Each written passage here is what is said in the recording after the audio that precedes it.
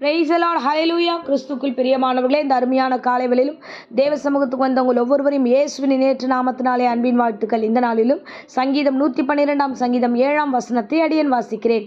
துர்ச்செய்தியை கேட்கிறதினால் பயப்படான், அவன் இருதயம் கர்த்தரை நம்பி திடமாயிருக்கும். ஆமேன், ஹல்லேலூயா. இந்த வேத வசனம் ரொம்ப அழகாய் நமக்கு சொல்லப்பட்டிருக்கிறது. கர்த்தரை நம்பி கர்த்தருக்கு பயந்து அவருடைய கட்டளையின்படி நடக்கிற ஒவ்வொரு நீதிமான்களும் எப்படி இருப்பாங்க அப்படின்னா, துர்ச்செய்தியை கேட்டால் கூட அவர்கள் எதை குறித்தும் பயப்பட மாட்டார்கள். ஆமென், ஹல்லேலூயா. ஸோ நம்முடைய வாழ்க்கையில் நிறைய காரியங்கள் பார்த்தீங்கன்னா எல்லாமே நல்ல செய்தியாக இல்லை. நிறைய காரியங்கள் துர்ச்செய்திகளாக நம்ம கேட்க வேண்டியதாக இருக்குது. ஆனால் நம்ம துர்ச்செய்தியை கேட்கும்போது நம்ம எப்படி இருக்கணும்னா, நம்முடைய இருதயம் எதை குறித்தும் பயப்படாமல் கர்த்தரை நம்பி இருக்கணும். துர்ச்செய்தி சொல்லுகிற மனுஷர்களை நம்பி நம்ம ஓடக்கூடாது. ஆமென், ஹல்லேலூயா. ஸோ துர்ச்செய்தி பரப்புவதற்காகவே பிசாசானவன் சில ஆத்துமாக்களை வைத்திருப்பான்.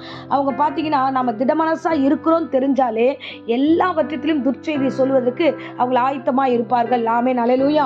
அன்பு பிள்ளைகளே, கர்த்தருடைய பிள்ளைகளாய் வேத வசனத்திலையும் அவருடைய கற்பனையும் கட்டளையின்படி நீங்கள் கை கொண்டு நடக்கிறதா இருந்தால் கண்டிப்பாக நீங்கள் எதை குறித்தும் பயப்பட வேண்டியதில்லை. எந்த காரியமானாலும் கர்த்தர் நம்மை நடத்துவார் என்ற நம்பிக்கைக்குள்ளாக நாம் கடந்து போக வேண்டும். ஆமென், ஹல்லேலூயா, ஹல்லேலூயா. கர்த்தர் நல்லவர். பாருங்க, விசேஷமாக வேதாகமத்தில் ஒரு சம்பவத்தை நம்ம பார்க்குறோம். இஸ்ரவேல் ஜனங்கள் அடிமைத்தனத்தில் இருக்கும்போது கர்த்தர் மோசேயை வெளியே கொண்டு வருகிறார். அவர்களை எகிப்திலிருந்து கானானுக்கு கொண்டு போகிறார். கானானுக்கு போகிற வழியில், அந்த வனாந்திர வழியில் ஒரு காலகட்டம் வரும்பொழுது என்ன நடக்குதுன்னா, 12 கோத்திரங்களை அழைத்து கானான் தேசத்தை போய் வேவு பார்க்கும்படியாக 12 கோத்திரத்திலிருந்து ஒவ்வொருத்தரையாக அவர்கள் செலக்ட் பண்ணி அனுப்ப சொல்கிறார் கர்த்தர். அப்பொழுது யூதா கோத்திரத்திலிருந்து காலேபு போகிறார். எபிராயிம் கோத்திரத்திலிருந்து யோசுவா போகிறார். அதே மாதிரி 12 கோத்திரத்திலிருந்து மொத்தம் 12 பேரும் போகிறார்கள். போய் கானான் தேசத்தை சுதந்திரிக்கணும், கானான் தேசம் எப்படி இருக்கு பார்க்கணும்னு சொல்லிட்டு 40 நாள் அவர்கள் வேவு பார்க்கும்படியாக போகிறார்கள். மோசே, நீங்கள் போய் அங்கே பார்க்கும்போது அந்த ஜனங்கள் எப்படி இருக்கிறாங்க, நல்லவங்களா கெட்டவங்களா, அவங்க பட்டணத்தில் இருக்கிறாங்களா இல்லைன்னா கூடாரத்தில் இருக்கிறாங்களா, கோட்டையில் குடியிருக்கிறாங்களா, எப்படி இருக்காங்க நீங்கள் பார்த்துட்டு வாங்க. அது மட்டும் இல்லை, நிலம், அந்த நிலம் எப்படிப்பட்டது, அது வளமானதாக இருக்கா இழப்புள்ளதாக இருக்குதா, அது எப்படி இருக்குது, அந்த இடங்கள்லாம் எப்படி இருக்குது நீங்கள் பார்த்துட்டு அங்கேருந்து சில கனிகள் எல்லாத்தையும் கொண்டு வாங்க அப்படின்னு சொல்லி மோசே அந்த 12 பேரையும் அங்கே அனுப்புகிறான்.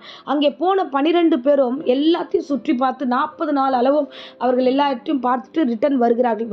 மோசே இடத்துல வரும்போது அதில் 10 பேர் என்ன சொல்லுகிறார்னா, ஐயோ அந்த இடத்துக்கு நாம் போக முடியாது, ஏன்னா அங்கே இருக்கிறவர்கள் ராட்சசர்கள் போல இருக்கிறார்கள், அவர்கள் நம்மளை காட்டிலும் அந்த தேசத்தில் இருக்கிறவர்கள் பலமானவர்கள், அவர்கள் அரணிப்பாய் இருக்கிறவர்கள் அப்படின்னு சொல்லி அந்த இடத்துல இருக்கிறவங்களை குறித்து அவங்க 10 பேரும் ஒரே வார்த்தை சொல்லுகிறார்கள். அங்கே இருக்கிறவர்கள் ஏனேக்கின் குமாரர்கள், அவங்க ரொம்ப பயங்கரமாக இருக்கிறாங்க, அவங்க கிட்ட நம்ம போக முடியாதுன்னு 10 பேரும் ஒரு விதமான துர்ச்செய்தியை அவர்கள் பேசுகிறார்கள். அதில் 2 பேர் யாருன்னா யோசுவாவும் காலேபும் மட்டும் விசுவாசத்தோட வார்த்தைகளை பேசுகிறார்கள். என்ன தெரியுமா பேசுகிறாங்க, இல்லை அங்கே நாம் எளிதாய் அந்த பட்டணத்தை ஜெயிக்கலாம், அங்கே போய் நாம் ஆசீர்வாதமாய் நாம் இருக்கலாம், நம்மளை எதிர்க்கிறதுக்கு அவங்களால முடியாது, அவர்களை காத்திருந்த தெய்வம் அவர்களை விட்டு கடந்து போயிடுச்சு, அதனால நான் சுற்றி வந்த தேசம் நல்ல தேசம், ஆசீர்வாதமான தேசம், நாம் போகலாம் என்று அவர்கள் நல்ல காரியங்கள் சொல்லுவார்கள். ஸோ இப்போ கர்த்தருடைய பிள்ளைகள் தான் எல்லோரும் ஒரு காரியமாக தான் போகிறார்கள்.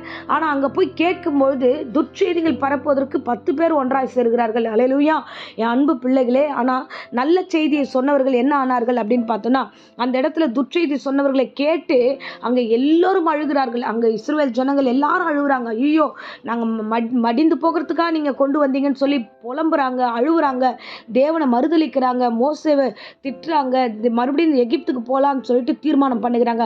ஒரு துர்ச்செய்தி வரும்பொழுது, துர்ச்செய்தி கேட்கும்போது கண்டிப்பாக இந்த மனநிலைமை எல்லாருக்குமே வருது. ஆமென், ஹல்லேலூயா. ஸோ அந்த மாதிரி தான் அன்னைக்கும் அவங்களுக்கு அந்த துர்ச்செய்தி கேட்கும்போது வருது. ஆனால் காலேபு எழுந்திருந்து சொல்லுகிறார், இல்லை நீங்கள் துர்ச்செய்தியை பரப்பாதீங்க, துர்ச்செய்தியை நீங்கள் சொல்லாதீங்க, நீங்கள் கர்த்தருக்கு முன்பதாக நல்ல காரியங்களை பேசுங்க, நம்மே கர்த்தர் பிரியமாக இருந்தால் இந்த பாலும் தேனும் ஓடுகிற தேசம் நமக்கு தருவார், இது நல்ல தேசம், கர்த்தருக்கு முன்பதாக துர்ச்செய்தி பரப்பாதிருங்கள் என்று அவன் கடிந்து கொள்ளுகிறான். ஆமென், ஹல்லேலூயா. அதன்படியே கர்த்தர் எப்படி நடத்தினார் தெரியுமா? துர்ச்செய்தி பேசினவர்கள் யாரும் கானானுக்குள் பிரவேசிக்கவில்லை. நல்ல வார்த்தைகளை பேசின 2 பேர் மாத்திரம் மாத்திரம் தான் அந்த கானானுக்குள்ளாய் பிரவேசித்தார்கள். ஆமென், அல்லேலூயா. என் அன்பு பிள்ளையே, இந்த பிரசங்கத்தை கேட்கிற அருமையானவர்களே, இந்த காலை வேளையில் நீங்கள் என்ன துர்ச்செய்தி கேள்விப்பட்டாலும் பயப்படாதிருங்கள். ஏன்னா எந்த செய்தியா இருந்தாலும் நம்மோடு இருக்கிறவர் பெரியவர், எல்லாவற்றையும் மேற்கொள்ளுவார் என்ற நம்பிக்கை உங்களுக்கு இருக்க வேண்டும். உங்கள் வீட்டை குறித்து, பிள்ளைகளை குறித்து, இல்லைன்னா காரியத்தை குறித்து, உங்கள் சொத்தை குறித்து, மற்ற ஏதோ ஒரு காரியத்தை குறித்து பேசுகிறார்கள். பேசி வந்து சொல்லுகிற செய்தியெல்லாம் எப்படி பார்த்தீங்கன்னா நல்ல செய்தியாக இருக்காது. அவ்வளோதான், இனிமேல் திருப்ப முடியாது, இனிமேல் பார்க்க முடியாது, இனிமேல் வாங்க முடியாது, இனிமேல் ஒன்றும் பண்ண முடியாது, அவங்க கெட்டு போயிட்டாங்க, அவங்க விழுந்து போயிட்டாங்க, இது ரொம்ப மோசமாயிடுச்சு, இனிமேல் உன்னால் எதுவுமே திருப்ப முடியாது. இப்படி துர்ச்செய்திகளையே உங்கள் காதுகள் கேட்க கேட்க கேட்க பேசுவார்கள். ஆனால் கிறிஸ்துவுக்குள் பிரியமானவர்களே, இன்னைக்கு அதை தான் அவர் சொல்லுகிறாரு. கர்த்தருடைய நீதிமான்கள் எப்படிப்பட்டவங்க தெரியுமா? துர்ச்செய்தியை கேட்கிறதுனால் பயப்படா, அவன் இருதயம் கர்த்தரை நம்பி திடமாய் இருக்கும். காலேபும் யோசுவாவும் அந்த வார்த்தைகளை திடமாய் சொன்னார்கள். அதன்படி அவர்கள் அதை சுதந்திரித்தார்கள்.